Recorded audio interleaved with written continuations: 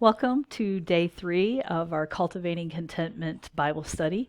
You might notice I'm wearing headphones today, so I try to do things a little better every day, and I got these to help make the sound a little better and to kind of muffle out some of the background noise that goes on just from being in a house.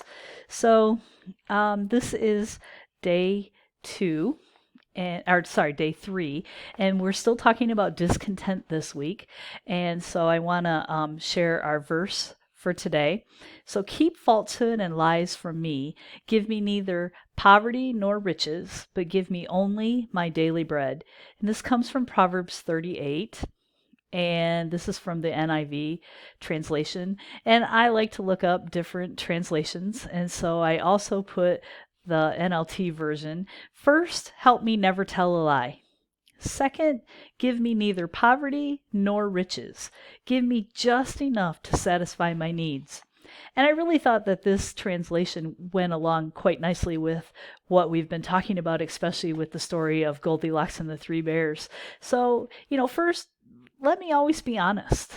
Second, don't give me riches and don't give me poverty. Give me something in between. Give me just enough. It's that just right mentality that Goldilocks had. Just give me what I need to satisfy my needs. And we know that he does that. We saw in when the Israelites were in the desert, he provided their manna every day, manna and quail. And, some of them tried to stockpile for the next day. And what happened? They got up in the morning and that was all bad because he told them, only take what you need for today. And they tried to hoard it and it wasn't any good. And so, it took them 40 years to learn that lesson of just right and trusting him to take care of their needs. That he knew exactly what it was that they needed. He gave them just enough of what they needed, and it took them that long to figure that out. And I'm not sure that we're much different today. So here's our kind of our quote for the day. This is from Thelma Wells. She says, because we live in a fallen world, we will experience negatives in our lives. Heartache and disappointment will come our way. We experience stuff we don't deserve, don't want, and can't send back. It's ours. But thanks be to God, nothing happens in this world that he doesn't know about and that he can't handle. So while we might not be able to handle it, God can handle it for us.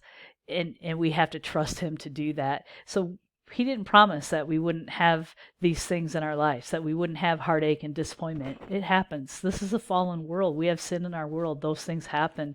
And we are going to experience stuff that we don't deserve, things that we didn't sign up for, things that we have to work through in our lives because we can't undo it. And so we just have to trust that he is in control and he knows what it is that we need to get through any of those circumstances. So, before I go to that question, I just want to ask, so, what recourse do we have? Do we spend our days like Oscar the Grouch, a disgruntled pessimist, trying to throw a wet blanket on everyone who passes?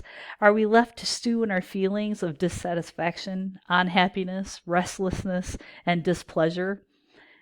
It's that misery loves company. If we're going to be miserable, we want everybody else to be miserable.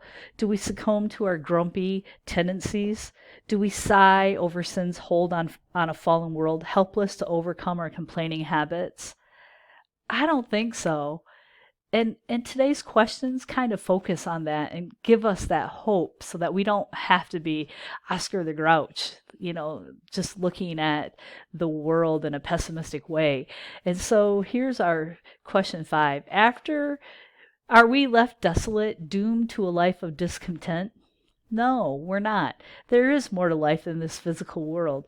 Where can we find richness and satisfaction according to Isaiah 55:2? And then our second question, question 6, David agreed God was better than anything in the world. How did he put that thought into words in Psalm 63:5?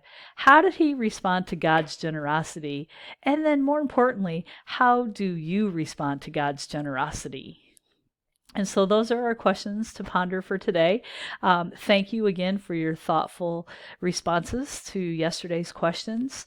I look forward to reading your responses for today, and I will talk to you again tomorrow.